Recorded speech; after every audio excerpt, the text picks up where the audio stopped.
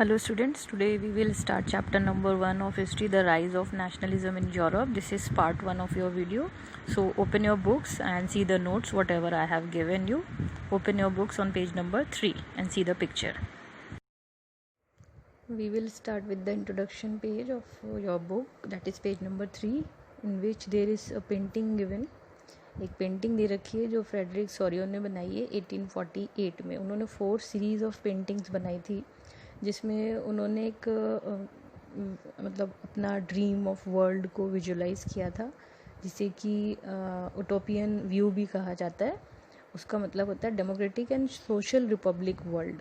सारी दुनिया अपने अपने हिसाब से डेमोक्रेटिक हो जाए और सोशल रिपब्लिक भी हो जाए, ये उनका व्यू था. उसमें उन्होंने एक पेंटिंग बनाई है.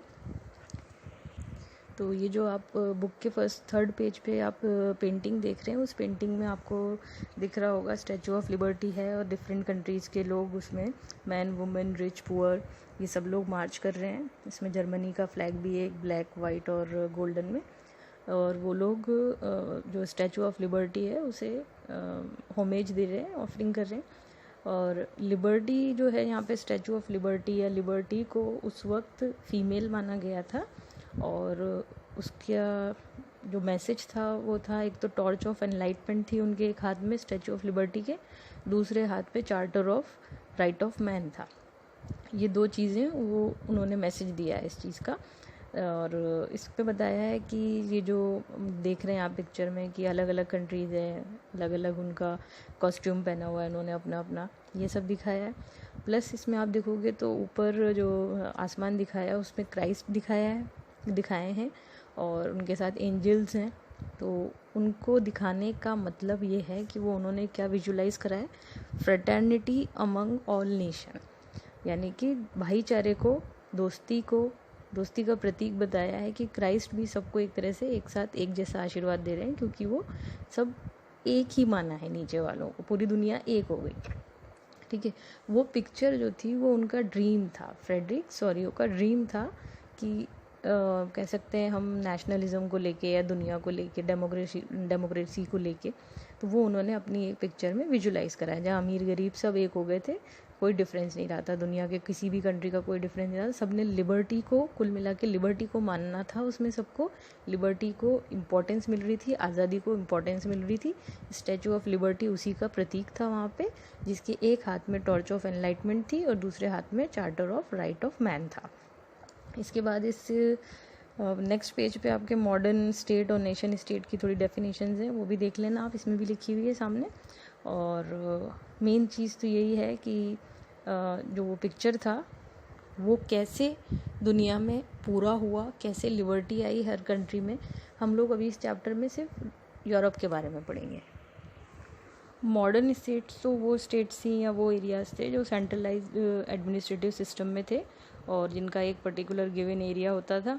इतना मॉडर्न तो बहुत लोग हो गए थे. और नेशन स्टेट का मतलब होता था जब एक नेशन के होने की फील आना, sense of common identity and shared history, जिनकी सबकी कॉमन हिस्ट्री रही हो और जिनकी सेंस ऑफ कॉमन आइडेंटिटी हो कि हाँ हम फ्रेंच बोलने वाले हैं या हम कोई एक लैंग्वेज बोलने वाले हैं, हम एक ही लैंड के हैं.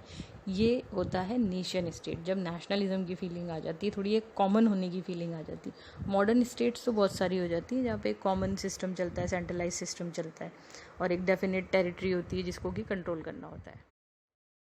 Now we will start part 1 of chapter number 1 and the name is the French Revolution and the Idea of Nation. इसके अंदर सबसे पहले दिया है कि 1789 में France was under absolute monarchy system. ये हमें पता है. जब फ्रेंच रेवोल्यूशन हुआ उसके बाद में मोनार्की सिस्टम ख़त्म हो गया था और फ्रेंच जो सिटीजन्स थे उन्होंने अपना एक तरह का कॉन्स्टिट्यूशन बनाया और छोटी मोटी डेमोक्रेसी स्टार्ट करी वहाँ पे. वो वहाँ के सिटीजन्स ही वहाँ की कंट्री की डेस्टिनी बनाने वाले बन गए थे. ये लैंग्वेज आपके में दे रखी है. और पॉलिटिकल प्लस कॉन्स्टिट्यूशनल चेंजेस आए आफ्टर फ्रेंच रेवोल्यूशन. उसके तहत वहाँ पे एक गवर्नमेंट की बॉडी बनी इलेक्शंस के थ्रू, जो कि सिटीजन्स ही थे. फिर उन्होंने, जैसे आज के ज़माने में होता है, उनके ही रिप्रेजेंटेटिव्स फिर पॉलिटिकल डिसीजंस लेने लगे. इसके बाद नेक्स्ट टॉपिक आप देखोगे, how French created sense of collective identity among them.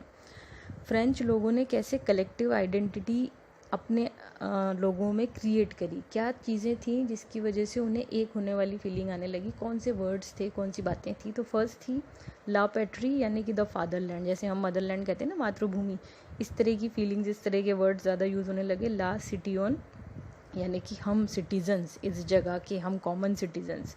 इसके बाद फ्रेंच जो फ्लैग था, ट्राई कलर फ्लैग, जैसे हम भारत का तिरंगा होता है वैसे वहाँ का भी तिरंगा था, उसकी फीलिंग से उनमें कॉमन सेंस कलेक्टिव आइडेंटिटी की फीलिंग आने लगी, सेंस ऑफ कलेक्टिव आइडेंटिटी। इसके बाद एक फ्रेंच लैंग्वेज को भी उन्होंने ज़्यादा वैल्यू देनी चालू करी और इस वजह से भी उनमें sense of collective identity create होने लगी, बढ़ने लगी। तो ये 4 चीज़ें हैं जिसकी वजह से कलेक्टिव आइडेंटिटी लोगों में इसकी फीलिंग ज़्यादा आने लगी। तो फादरलैंड, जैसे हम लोग मदरलैंड कहते हैं वैसे ही सिटीजन्स वर्ड को यूज़ करना, कॉमन सिटीजन्स थे क्योंकि वो तिरंगा उनका, ट्राई कलर फ्लैग उनका, और फ्रेंच लैंग्वेज। अब देखो फ्रेंच रेवोल्यूशन के बाद और क्या चेंजेस आए, अगला टॉपिक है other changes after French revolution. तो पहले तो ये एस्टेट जनरल वगैरह जो बने थे, हमने पहले भी पढ़ा था 9th में, वहाँ पे इलेक्शंस वगैरह हुए। New hymns were created, oaths were taken in the name of nation. इससे पहले जो भी किसी चीज़ की ओथ ली जाती थी वो अलग वे में ली जाती थी, यहाँ जो ओथ लेने लगे वो नेशन के नाम पे, फ्रांस के नाम पे लेने लगे। और सेंट्रलाइज एडमिनिस्ट्रेटिव सिस्टम हो गया, यूनिफॉर्म लॉज, एक जैसे लॉ सब जगह, पहले उल्टे सीधे थे, कहीं क्या था कहीं क्या नहीं था। तो बाद में फ्रेंच रिवोल्यूशन के बाद में ये सब कुछ सेम होने लगा। नेपोलियन ने किया था काफ़ी कुछ। तो ये uniform measures and weights, uniform तरीके से नाप तोल होने लगा। पहले ये था कि कहीं पे कुछ चीज़ कितने हिसाब से मानी जाएगी, 1 kg का इतना अमाउंट माना जाएगा या कुछ इस तरह से, तो वो यूनिफॉर्मिटी नहीं थी। कहीं पे केजी यूज़ होता था, कहीं उसको ग्राम्स ही यूज़ करते थे, या इसी तरह से एग्जाम्पल है ये। तो इस तरह से उन्होंने इसको यूनिफॉर्मिटी कर दी इस चीज़ में भी कि पूरे के पूरे नेशन स्टेट में एक जैसा ही माना जाएगा, या जो भी उनके कंट्रोल के एरियाज थे आसपास के, वहाँ पे सब में सेम सिस्टम चलेगा। पहले ऐसा नहीं था। इंटरनल कस्टम ड्यूटीज़ जो थी वहीं के वहीं उसी नेशन में ही, उसी एरिया में, उनकी टेरिटरी में उसको एबॉलिश कर दिया। पहले इंटरनल कस्टम ड्यूटीज़ भी लगती थी। रीजनल डायलेक्ट्स लैंग्वेजेस डिस्करेज, जो लोकल लैंग्वेजेस थी उन्हें डिस्करेज करके फ्रेंच लैंग्वेज को ज़्यादा वैल्यू देनी इन्होंने स्टार्ट कर दी, क्योंकि वो ज़रूरी था, क्योंकि एक नेशन स्टेट की और एक commonness, common sense of collective जो आइडेंटिटी थी वो उनमें क्रिएट हो रही थी। तो ये सारी यूनिफॉर्मिटी कर दी जो इससे पहले नहीं थी वहाँ पे पूरे एरिया में, फ्रांस में, जो फ्रांस के कंट्रोल्ड एरिया था आसपास का भी। तो जब नेक्स्ट जो भी रूलर्स थे या जो कंट्रोलर्स थे, उन्होंने सबने हर तरह की यूनिफॉर्मिटी कर दी थी। फ्रांस के बाद में पूरे यूरोप में ये सारा सिस्टम चला और बाकी सब जगह भी नेशन वाली फीलिंग्स और नेशन, न्यू नेशन का स्टार्टिंग होने लगी, यानी कि जो कॉमन लैंग्वेजेस बोलने वाले लोग थे उनकी स्टेट बनने लगी, एक अलग तरह से एक एरिया उनका पूरा होने लगा। नेक्स्ट टॉपिक है आपका नेपोलियन के बारे में पढ़ेंगे हम। नेपोलियन जो थे उन्होंने देखा जाए तो एक तरह से डेमोक्रेसी जो उन्होंने क्रिएट करी थी पहले वाले लोगों ने, वो उन्होंने ख़त्म कर दी थी वापस से। आसपास के एरिया को वापस से वो अपने कंट्रोल में रहने लगे थे, वॉर हुई काफ़ी सारी, लेकिन उन्होंने कुछ रेवोल्यूशनरी प्रिंसिपल्स को अप्लाई किया था जो कि रैशनल थे और एफिशिएंट सिस्टम थे। रैशनल थे मतलब सोच समझ के थे, रैंडम नहीं थे, और एफिशिएंट थे, जिसका वाकई में कुछ नतीजा अच्छा निकल रहा था, वो लायक थी वो चीज़ें सारी। लेकिन उन्होंने डेमोक्रेसी ख़त्म कर दी थी। अब देखो नेपोलियनिक कोड उन्होंने डेवलप किया था, जिसको कि सिविल कोड 1804 भी कहा जाता है। ये कोड था, एक तरह के लॉज थे ये। इसमें इन्होंने क्या किया था कि हमने पढ़ा था 9th में कि कुछ लोग वहाँ पे फ्रांस में ऐसा होता था कि आप किस ख़ानदान से हैं उस हिसाब से आपको प्रिविलेजेस मिलती थी। तो उन्होंने उस चीज़ को डिस्ट्रॉय कर दिया। फर्स्ट पॉइंट देखो आप इसमें, destroyed privileges based on birth, ठीक है। सेकंड, उन्होंने इक्वलिटी बिफोर लॉ कर दिया था, सब लोगों को सेम तरह से लॉ को मानना पड़ेगा और लॉ की नज़र में भी सब सेम है।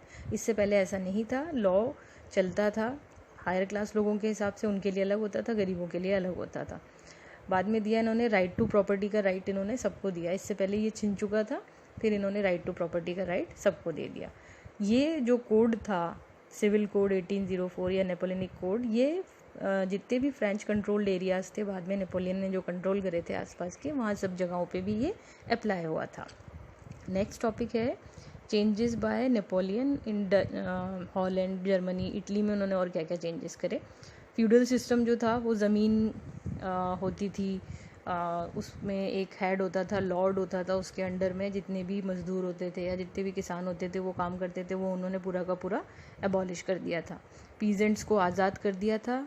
और ये जो मैनोरियल मतलब ये जो था ना फ्यूडल सिस्टम, इसी से जिनके कंट्रोल में ये रहते थे, मैनोरियल ड्यूज़ वगैरह जितना भी था किसी का, वो सब कुछ कैंसिल करके पीजेंट्स को आज़ाद करा दिया था उन्होंने। और जो गिल्ड जो होता था, गिल्ड, वो उस पर रेस्ट्रिक्शन था। गिल्ड मतलब होता है किसी भी एक तरह के काम करने वालों का एसोसिएशन जो बनता था उसे गिल्ड कहते थे। तो वो बीच में एबॉलिश हो गया था बिल्कुल, वो बिल्कुल रेस्ट्रिक्शन था उस पर पहले कि नहीं बनेगा, लेकिन वो रेस्ट्रिक्शन उन्होंने हटा दिया। अब जितने भी एक तरह के काम करने वाले लोग थे, चाहे वो बिजनेसमैन हो, लेबर हो, वो लोग अपना एक गिल्ड बना सकते थे, एक तरीके यूनियन बना सकते थे, जो कि पहले बैन हो गई थी। नेपोलियन ने उस बैन को, उस रेस्ट्रिक्शन को हटा दिया था। ट्रांसपोर्ट और कम्युनिकेशन सिस्टम भी उन्होंने काफ़ी इम्प्रूव कर दिए थे, रोड्स वगैरह भी अच्छी बनवाई थी उन्होंने। और इन सब चीज़ों की वजह से जितने भी वर्कर्स थे, बिजनेसमैन थे और जो भी आर्टिसंस थे, वो सब खुश हो गए थे, क्योंकि ये सारी चीज़ें उनकी फेवर में थी। पीजेंट्स खुश हो गए थे, हमें दिख ही रहा है, फ्यूडल सिस्टम हट गया था, इसलिए गिल्ड्स का रेस्ट्रिक्शन हट गया, तो वो एसोसिएशन बनी, तो उनके रूल्स कॉमन चले पूरे। ट्रांसपोर्ट एंड कम्युनिकेशन अच्छा हुआ तो भी अच्छा हो गया सब कुछ। अब आता है एक इसमें इम्पॉर्टेंट क्वेश्चन जो आपके फ्रेम होता है, वो है initial enthusiasm for Napoleon soon turn to hostility. यानी कि नेपोलियन के लिए जो एक पॉजिटिविटी लोगों में थी, खुशी थी कि उन्होंने इतना चेंज करा, इतना अच्छा करा, बाद में वो दुश्मनी में बदल गई। क्यों? क्योंकि new administrative system did not go hand in hand with political freedom. ये सब चीज़ें तो उन्होंने आज़ादी दे दी, लेकिन पॉलिटिकली उन्होंने आज़ादी नहीं दी। हमने ऊपर भी पढ़ा था कि उन्होंने डेमोक्रेसी को ख़त्म कर दिया था, मतलब लोगों की जो वैल्यू थी सिटीजन्स की, उसको उन्होंने उतनी वैल्यू नहीं दी। उन्होंने आज़ादी दूसरी चीज़ों में दी, लेकिन पॉलिटिकल इम्पोर्टेंस नहीं दी लोगों को। इसके बाद है उन्होंने टैक्सेशन बहुत ज़्यादा बढ़ा दिया, जिससे बाद में लोग बहुत ज़्यादा परेशान होने लगे। और इन्होंने फोर्स्ड कॉन्स्क्रिप्शन का मतलब होता है आर्मी में जाना।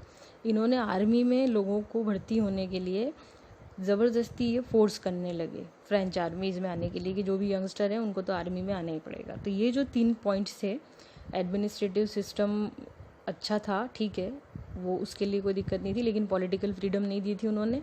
दूसरा इंक्रीज टैक्सेशन, और तीसरा फोर्स कॉन्स्क्रिप्शन, यानी कि ज़बरदस्ती आर्मी में भर्ती कराओ यंग लोगों को। ये जो चीज़ें थी, इन चीज़ों ने इनिशियल एंथुजियाज्म फॉर नेपोलियन को डिस्ट्रॉय करके उसके खिलाफ लोगों में दुश्मनी या हॉस्टिलिटी को पैदा कर दिया था।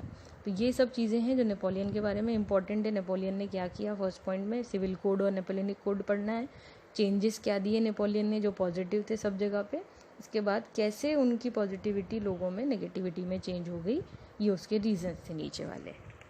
आई होप ये आपको समझ में आ गया होगा। अब इसके बाद का जो सेकंड पार्ट है वो हम नेक्स्ट वीडियो में पढ़ेंगे। Thank you.